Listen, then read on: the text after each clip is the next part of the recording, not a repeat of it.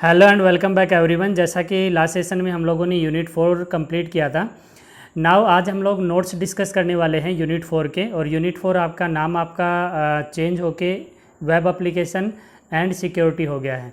Last year इसका नाम web application basics था और यहाँ पे सिर्फ 8 सेशंस थे। इस बार 3 नए सेशन ऐड किए गए हैं जो कि वर्क प्लेस सेफ्टी से रिलेटेड हैं, कि जहाँ भी आप जॉब करते हैं, जहाँ भी आप एज एन एम्प्लॉय काम कर रहे हैं, तो वहाँ पे जो वर्क प्लेस को लेके जो सेफ्टी एक्सीडेंटल या इमरजेंसी होती है तो उसको कैसे प्रिवेंट किया जाए, वहाँ पे क्या चीज़ें हमें ध्यान रखनी होती हैं, उन सब के बिहाफ पे 3 सेशंस ऐड ऑन किए गए हैं। तो आपका यूनिट का नाम चेंज करके वेब एप्लीकेशन एंड सिक्योरिटी हो गया है। ओके, और इस सेशन के हम लोग नोट्स डिस्कस कर रहे हैं। जो नोट्स होते हैं वो डिस्कस करने का मेन पर्पज़ हमारा है कि जब भी आप एग्ज़ाम के लिए जाएं तो आप अपनी यूनिट का क्विक रिवीजन कर लें। ओके, कम टाइम में आप कंप्लीट रिवीजन कर लें यूनिट का। और हर एक टॉपिक को हम इस तरीके से नोट्स में क्रिएट करते हैं ताकि उसमें ज़्यादा लेंथी हम लोग नहीं करते, सिर्फ मेन जो कॉन्सेप्ट है उसकी बात करेंगे। ओके, उससे क्या होगा, जब भी हम लोग बात करेंगे कि आपको किस टॉपिक के बारे में क्या आपको याद रखने लायक है और उसको एग्ज़ाम में कैसे हम एलेबरेट कर सकते हैं, एक्सप्लेन कर सकते हैं। ओके, तो सबसे पहला काम आप क्या करेंगे, जब भी आप इस वीडियो को देखें तो इसको पॉज करके आप नोट कर लें नोट्स को, या फिर आप स्क्रीनशॉट ले लें। स्क्रीनशॉट से आप अपने नोट्स क्रिएट कर लें खुद से। ओके, तो ये दोनों ही ऑप्शन आपके पास हैं जिससे आप अपने नोट्स बना लेंगे, तो आपको एग्ज़ाम टाइम में ज़्यादा टाइम नहीं लगेगा रिवीजन करने में। ओके, नाउ स्टार्ट करते हैं पहले टॉपिक से। जो फर्स्ट आपका टॉपिक था यूनिट का, that is accessibility options. Okay, accessibility options mainly ऐसे पर्सन्स के लिए होता है जो फिजिकली डिसेबिलिटी जिनको हो, या फिर आपका विजन इम्पेयरमेंट है, ऑडिटरी इम्पेयरमेंट है, तो ह्यूमन बींग्स है, किसी को कोई भी समस्या हो सकती है। अगर हमें इस तरीके की कोई समस्या है, देन क्या कंप्यूटर हम यूज कर सकते हैं, क्वेश्चन मार्क लग जाता है।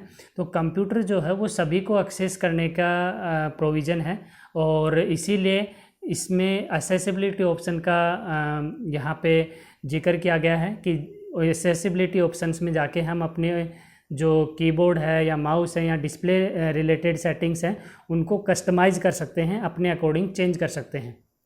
तो असेसिबिलिटी ऑप्शन जो है, इसका जो ऑप्शन आपको मिलेगा वो आप कंट्रोल पैनल में जाके इससे रिलेटेड आप कस्टमाइज कर सकते हैं। इनको जो आपका कीबोर्ड है उसको कस्टमाइज़ कर सकते हैं, माउस को कर सकते हैं, डिस्प्ले को कर सकते हैं, साउंड रिलेटेड आपकी सेटिंग्स होती हैं उनको आप चेंज कर सकते हैं।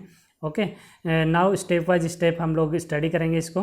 तो सबसे पहले काम जो है कि अगर आपको असेसिबिलिटी ऑप्शन स्टार्ट करना है, देखना है कहाँ पे है, तो वो आपका कंट्रोल पैनल के अंदर होता है। कंट्रोल पैनल में असेसिबिलिटी का ऑप्शन अवेलेबल होता है, वहाँ पे जाके आप इसको क्लिक करके इसको स्टार्ट कर सकते हैं। नाउ वहाँ पे आपको अलग अलग टैब्स मिलेंगे। आपके पास जो नई विंडो ओपन होती है, वो हम लोगों ने जब स्टडी किया था, बुक स्टडी की थी, तो हम लोगों ने वहाँ पे देखा था कि आपके पास डिफरेंट टैब्स होती हैं। उन टैब्स के अकॉर्डिंग क्या क्या आपके पास ऑप्शंस होते हैं वो हम लोग बात करेंगे। तो सबसे पहली बात कर रहे हैं कीबोर्ड टैब की। पहले तो ये बता दूं कि कीबोर्ड टैब जो है उसमें कीबोर्ड रिलेटेड सेटिंग्स आपकी होती हैं, और उसमें आपको पास 3 मेन सेटिंग होती हैं, स्टिक की, फिल्टर की और टॉगल की। ओके, तो बात करूं मैं अगर स्टिक की, तो अगर आप स्टिक की ऑन करके रखते हैं तो यहाँ पे आपके पास एक कह सकते हैं कि आपके पास एक फैसिलिटी अवेलेबल हो जाती है। जो भी आप शॉर्टकट्स यूज़ करते हैं उनको आप 1 टाइम ना करके अगर डबल टाइम में यूज़ करते हैं तो वो उनका जो इफ़ेक्ट है वो सेम नज़र आपको आएगा।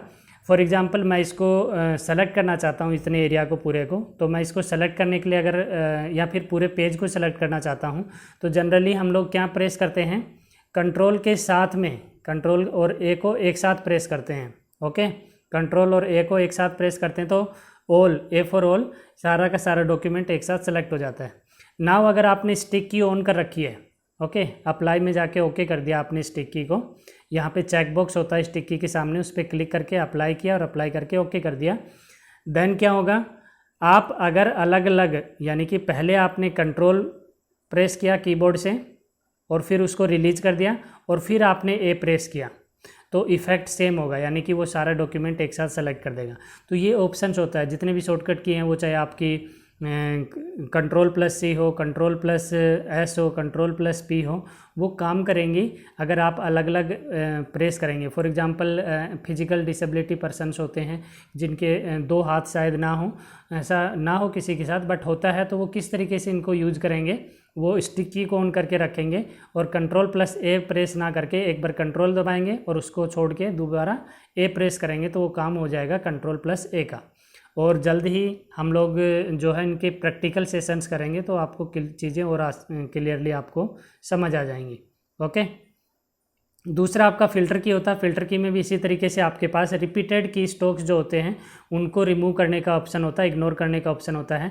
कई बार आप कोई डेटा टाइप करते हैं, कोई डॉक्यूमेंट टाइप करते हैं, तो वहाँ पे आपके बार बार जो की स्ट्रोक रिपीट होते हैं उनको इग्नोर करने के लिए आपके पास फ़िल्टर की का ऑप्शन होता है। वहाँ पे आप चेक कर दें, अप्लाई करके ओके कर देंगे, तो जो रिपीटेड की स्ट्रोक्स हैं वो इग्नोर हो जाएंगे और वो बाय डिफ़ॉल्ट अपने आप लिखे हुए आपको, आप सिर्फ टैब प्रेस करेंगे तो आप नेक्स्ट हो जाएंगे। ओके।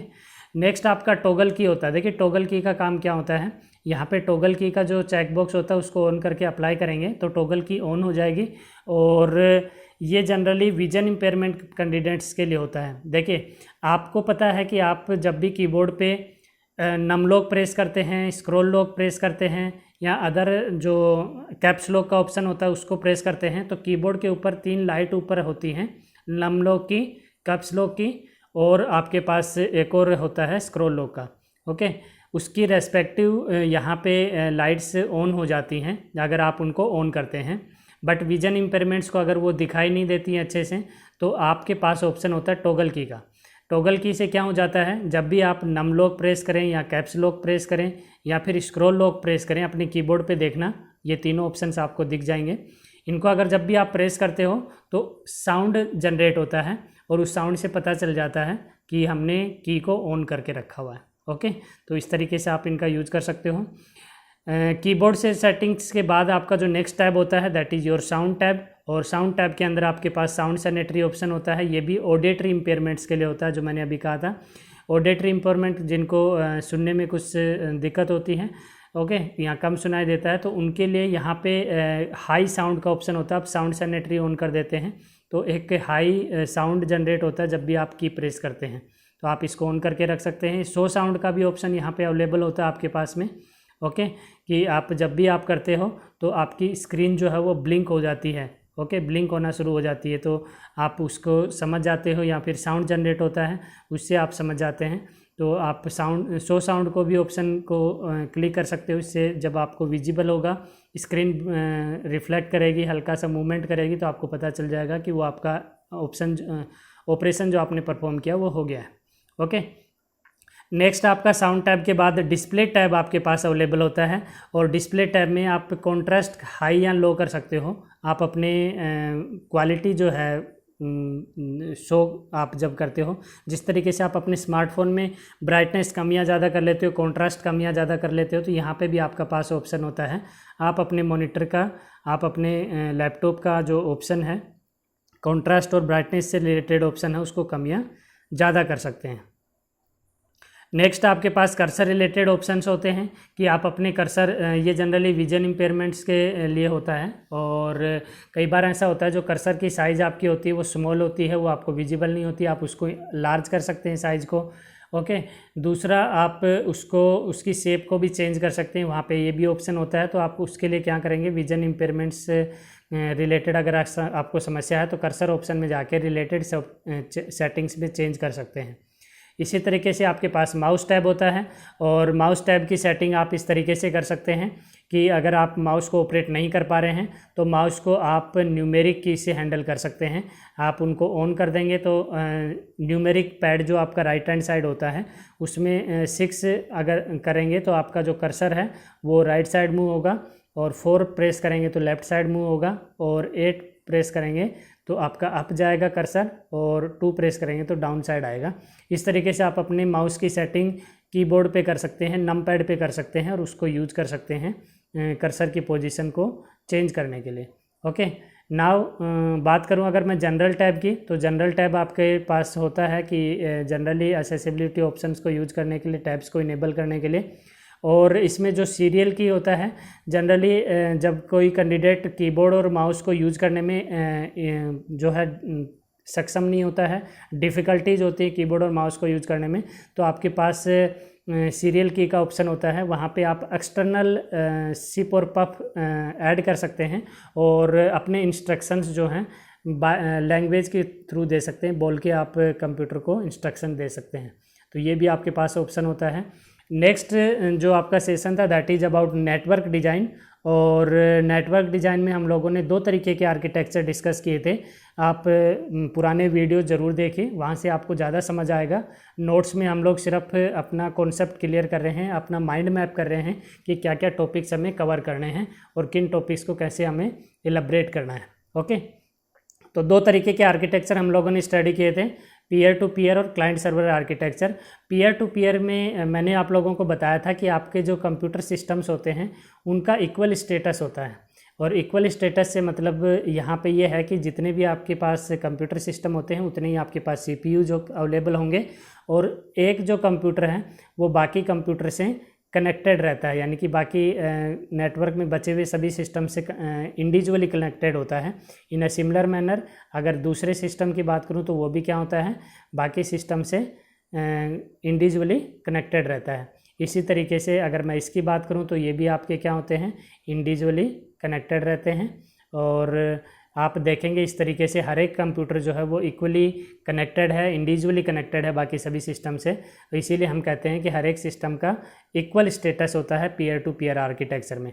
थोड़ा मैस हो जाता है इसमें, यानी कि नेटवर्क जो है केबलिंग बहुत ज़्यादा हो जाती है, बट हर एक सिस्टम एक दूसरे से कनेक्टेड रहता है। दूसरा क्लाइंट सर्वर आर्किटेक्चर होता है, ज़्यादातर लैब्स में जो फॉलो किया जाता है वो क्लाइंट सर्वर आर्किटेक्चर होता है। यहाँ पे आपके पास एक सिस्टम होता है जो कि डेडिकेटेड सिस्टम होता है, जिसके पास सीपीयू होता है, और बाकी सारे जो सिस्टम्स होते हैं उनमें नेटवर्किंग डिवाइस लगा होता है। ओके, यानी कि बाकी सारे सिस्टम जो होते हैं वो इस सिस्टम से जो है वो कनेक्टेड रहते हैं और कम्युनिकेट कर पाते हैं। ओके, तो इस तरीके का अगर आर्किटेक्चर आपके पास होता है तो वो आपका क्या कहलाता है, क्लाइंट सर्वर आर्किटेक्चर। ये सारे सिस्टम्स आपके क्लाइंट होते हैं और जो डेडिकेटेड सिस्टम जो ये आपको सर्विस प्रोवाइड करता है ये आपका सर्वर कहलाता है। ओके, ये आपका सर्वर होता है। ओके, तो इस तरीके से आप समझ सकते हो कि क्लाइंट सर्वर आर्किटेक्चर जो है उसमें आपका एक डेडिकेटेड सिस्टम जो होता है वो आपका सर्वर होता है, जो कि फैसिलिटी प्रोवाइड करता है, सर्विस प्रोवाइड करवाता है रेस्ट ऑफ द सिस्टम्स को। तो ये आपका आर्किटेक्चर क्लाइंट सर्वर आर्किटेक्चर कहलाता है। और बात करें अगर नेटवर्क के टाइप्स की, तो जनरली हम लोग 3 तरीके के नेटवर्क्स स्टडी करते हैं। और भी बहुत तरीके के नेटवर्क्स होते हैं, बट जो मेनली कैटेगराइज किए जाते हैं वो 3 तरीके के हम लोग पढ़ते हैं, local area network, wide area network और metropolitan area network. Local area network जो स्मॉल ज्योग्राफिकल एरिया में यूज किए जाते हैं, यानी कि जैसे आपका स्कूल हो गया, कोई कैंपस हो गया, उसमें हम लोग लैन का यूज करते हैं। वाइड एरिया नेटवर्क होता है जो वर्ल्ड वाइड होता है, जो हम लोग WWW कहते हैं। इंटरनेट इसका एक अच्छा एग्जांपल है, यानी कि ग्लोबली अगर एक दूसरे को हम सभी नेटवर्क्स को कनेक्ट कर दें तो वो आपका कहलाता है wide area network. Metropolitan area network जो होता है वो इन दोनों के मिडल का हम लोग कह सकते हैं, यानी कि उसकी जो लेंथ है वो ज़्यादा नहीं होती है। मैन का यूज हम लोग जनरली कब करते हैं, जब आप बात करें एक ही सिटी के अंदर आपकी मल्टीपल साइट्स है, मल्टीपल ब्रांच है, और उन ब्रांच को हम लोग कनेक्ट करना चाहते हैं एक दूसरे के साथ में, देन हम लोग मेट्रोपॉलिटन एरिया नेटवर्क के यूज करते हैं। एक ही सिटी में हो या 2 सिटीज़ को कनेक्ट करना हो, देन हम लोग मैन का यूज करते हैं। इस तरीके से आप समझ सकते हैं। बात करूं अगर मैं इंटरनेट की, तो इंटरनेट जनरली हम कह सकते हैं it is a global system interconnected computer network, और इसको सिंपली हम कह सकते हैं ये एक नेटवर्क ऑफ नेटवर्क है, बाकी सब नेटवर्क्स को जोड़ के रखता है। ओके, बिलियंस ऑफ यूजर्स होते हैं जो वर्ल्ड वाइड इसको यूज करते हैं, वर्ल्ड वाइड वेब हम लोग किसको बोलते हैं, WWW जो है उसका फुल फॉर्म होता है world wide web is a system of interlink hypertext document. Interlink hypertext document से यहाँ पे मीनिंग है जितने भी आप डॉक्यूमेंट ऑनलाइन देखते हो, वेब पेज देखते हो, वेबसाइट देखते हो, एक पेज पे क्लिक करते हो दूसरे पे रीडायरेक्ट हो जाते हो, तो ये जो टेक्स्ट होता है जिस पे हमने लिंक लगाया होता है उसको हम लोग हाइपर टेक्स्ट बोलते हैं। और ऐसा डॉक्यूमेंट जो हाइपर टेक्स्ट की हेल्प से एक दूसरे से कनेक्टेड होता है उनको हम लोग हाइपर टेक्स्ट डॉक्यूमेंट्स बोलते हैं, जो वेब पेजेस को कनेक्ट करता है। और इस तरीके से जो डिफरेंट वेबसाइट्स की हेल्प से जो एक कंप्लीट नेटवर्क बनता है, एक सिस्टम बन जाता है, उसको हम लोग बोलते हैं वर्ल्ड वाइड वेब। ओके, और इंटरनेट की हेल्प से हम लोग इसको किसी वेब ब्राउज़र पे एक्सप्लोर कर पाते हैं, इंटरनेट को वेबसाइट्स को एक्सेस कर पाते हैं। तो जो वेब ब्राउज़र सॉफ्टवेयर्स होते हैं वो जनरली क्या करते हैं, आपका किसी भी वेबसाइट को एक्सप्लोर करने का काम करते हैं। और इसका एग्जांपल की बात करूँ ब्राउज़र तो मोजिला फायरफॉक्स है, गूगल क्रोम है, याहू है, इस तरीके के बहुत सारे आप लोग फैमिलियर हैं डिफरेंट वेब ब्राउज़र से। नाउ बात करें एग्जाम पॉइंट ऑफ व्यू से क्वेश्चंस की, तो ये क्वेश्चन जनरली पूछा जाता है कि write down the advantage of networking. तो आप नेटवर्किंग की हेल्प से क्या कर सकते हो, डेटा शेयर कर सकते हैं, हार्डवेयर शेयर कर सकते हैं। हार्डवेयर शेयर का एग्जांपल भी मैंने बताया था। अगर एक लैब के अंदर 10 सिस्टम्स हैं तो हमें 10 प्रिंटर परचेज करने की ज़रूरत नहीं है, एक प्रिंटर परचेज करके हम लोग उस 10 सिस्टम्स के साथ उसको शेयर कर सकते हैं। ओके, इंटरनेट एक्सेस शेयरिंग, एक सिस्टम में आप इंटरनेट चलाइए और बाकी सिस्टम्स में उसको एक्सेस दे देते हैं, तो हम लोग बाकी सिस्टम्स में हमें इंटरनेट की ज़रूरत नहीं होती है, वहाँ पे हम लोग उसी इंटरनेट कनेक्शन का यूज़ कर सकते हैं। Use of network base application, कुछ नेटवर्क बेस एप्लीकेशन जैसे गूगल टॉक हो गया या फिर और भी आपके ऐसी बहुत सारी एप्लीकेशंस होती हैं जिससे हम अपने नेटवर्क में कम्युनिकेट कर पाते हैं, शेयरिंग कर पाते हैं, फाइल्स का टेक्स्ट या चैट कर पाते हैं। ओके, तो ऐसी बहुत सारी एप्लीकेशंस का हम लोग यूज करते हैं, तो इम्पोर्टेंट है इसलिए आप इसको याद रखें। और इसका एक्सप्लेनेशन अगर ज़्यादा नंबर का क्वेश्चन है तो अच्छे से एक्सप्लेन आपको करना है, ठीक है। बात करते हैं एक्सेस टू द इंटरनेट।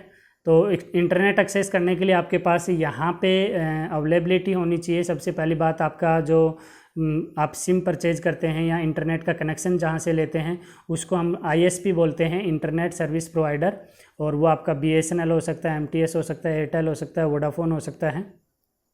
ऐसी ऑर्गेनाइजेशंस जो आपका इंटरनेट फैसिलिटी प्रोवाइड करती हैं these are called internet service providers. Okay, उनसे आप लोग ISP जो होती हैं उससे आप एक वैलिड इंटरनेट कनेक्शन परचेज करते हैं जिसकी हेल्प से आप इंटरनेट से कनेक्ट हो पाते हैं। और उसके लिए आपको जो परचेज करना पड़ता है device, that is called modem. और मॉडेम को हम लोग इस तरीके से समझते हैं, modulation and demodulation. Modulation and demodulation, इसका काम जो होता है मॉडेम का, वो क्या करता है, देखिए आप जो भी काम करते हैं वो डिजिटली काम करते हैं अपने सिस्टम के ऊपर, लेकिन जो सिग्नल आपका वायर के थ्रू जाता है वो क्या जाता है, आपका एनालॉग सिग्नल जाता है। तो आपके डिजिटल डेटा को एनालॉग में चेंज करना और एनालॉग डेटा को डिजिटल में चेंज करना, ये आपका मॉडेम का काम होता है। इसीलिए इसको हम लोग बोलते हैं मॉड्यूलेटर और डीमॉड्यूलेटर। ओके, नाउ अगर बात करें type of common internet connectivity की, तो यहाँ पे आपके पास दो तरीके की कनेक्टिविटी होती है, एक वायर्ड होती है, दूसरी वायरलेस होती है। जिसमें हम केबल का यूज करते हैं वो आपकी वायर्ड कनेक्शन आता है, जैसे डायल अप हो गया, DSL हो गया, DSL is digital subscriber line, cable internet access हो गया। और जिसमें हम केबल का यूज नहीं करते हैं वो आपका वायरलेस होता है, जैसे 3G 4G WiMAX वाईफाई, ये आपके वायरलेस कनेक्शंस हो गए। ओके, इस तरीके से हम लोग कनेक्ट कर सकते हैं किसी भी इंटरनेट से किसी भी स्मार्टफोन को या अपने सिस्टम को। ओके, नाउ जो इम्पोर्टेंट है एग्ज़ाम पॉइंट ऑफ व्यू से, okay, data transfer on the internet. और ये जो इस पे जो मैंने वीडियो बनाया था उसको आप ज़रूर देखिए, वहाँ पे डायग्राम से मैंने आप लोगों को समझाया था किस तरीके से आपका डेटा जो है इंटरनेट पे ट्रांसफ़र होता है। और एक बार क्विक रिवीजन में आप लोगों को बता देता हूँ कि आप जो डेटा सेंड करते हैं वो छोटे छोटे पार्ट्स में डिवाइड हो जाता है, ब्रोकन अप हो जाता है छोटे छोटे पीसेस में, जिनको हम पैकेट्स कहते हैं। हर एक पैकेट के साथ एक हेडर ऐड हो जाता है और उस हेडर में सारी इन्फॉर्मेशन होती है कि वो पैकेट कहाँ से चला है और उसका डेस्टिनेशन कहाँ है, क्या है, यानी कि सोर्स कंप्यूटर और डेस्टिनेशन कंप्यूटर का एड्रेस उसके अंदर होता है। ओके, जब भी आपके ये पैकेट जो है एक कंप्यूटर से दूसरे कंप्यूटर पे जाते हैं तो कोई भी पाथ वो सेलेक्ट कर सकते हैं, किसी भी पाथ से वो जा सकते हैं। ओके। और जब वो डेस्टिनेशन सिस्टम पे पहुंच जाते हैं तो वहाँ पे कंप्यूटर पे आपका जो पैकेट्स हैं उनको दोबारा से चेक किया जाता है कि वो अच्छे से पहुँचे हैं, कंप्लीट पहुँचे हैं, कोई मिसिंग तो नहीं है, डैमेज तो नहीं है। अगर ऐसा है तो आपका एक्नॉलेजमेंट आपके सोर्स के पास आ जाता है और वो उसे दोबारा से सेंड करता है। ओके। और अगर सारे के सारे जो है इंटैक्ट हैं, यानी कि कोई समस्या नहीं है, सभी पैकेट्स अच्छे से पहुँचे हैं डेस्टिनेशन पे, तो वो वहाँ पे जाके रीअसेंबल होते हैं और ओरिजिनल फॉर्म में आपके डेस्टिनेशन पे जो आपका रिसिपेंट है उसके पास वो इन्फॉर्मेशन पहुंच जाती है। तो इस तरीके से आप समझ सकते हैं कि किस तरीके से डेटा ट्रांसफ़र होता है इंटरनेट पे, और इसको अच्छे से लर्न कर लें, समझ लें, क्योंकि एग्ज़ाम में क्वेश्चन पूछा जाता है जनरली। ओके। दूसरा अगर बात करूं मैं, अगर वायरलेस कनेक्शन हम लोग विंडो एक्सपी या विंडो 10 के अंदर करते हैं तो वहाँ पे आपके पास एक्सपी में वायरलेस का आइकन होता है, उस पर क्लिक करके नेटवर्क पे जाएंगे और वहाँ से कोई भी नेटवर्क सेलेक्ट कर लेंगे। इन सिमिलर मैनर विंडो 10 में आप सर्च में वाईफाई लिखे व्यू नेटवर्क्स पे क्लिक कीजिए, वहाँ पे जो अवेलेबल नेटवर्क होगा उसको सेलेक्ट करके आप कनेक्ट हो सकते हैं अपने किसी भी वायरलेस से किसी दूसरे कंप्यूटर से इंटरनेट एक्सेस कर सकते हैं। तो इस तरीके से आप समझ सकते हैं। नेक्स्ट सेशन में हम लोग रेस्ट ऑफ द पार्ट जो है आपका यूनिट 4 का, उसके नोट्स रिवाइज करेंगे। एंड इसके नोट्स आप लोग स्क्रीनशॉट ले लें या फिर वीडियो पॉज करके आप लिख लें। और कीप वॉचिंग, कीप लर्निंग, ज़्यादा से ज़्यादा स्टूडेंट्स के साथ शेयर कीजिए ताकि मैक्सिमम स्टूडेंट्स को इसका बेनिफिट मिल सके। नेक्स्ट सेशन में इंस्टेंट मैसेजिंग से स्टार्ट करेंगे। Keep watching, keep learning. Thank you.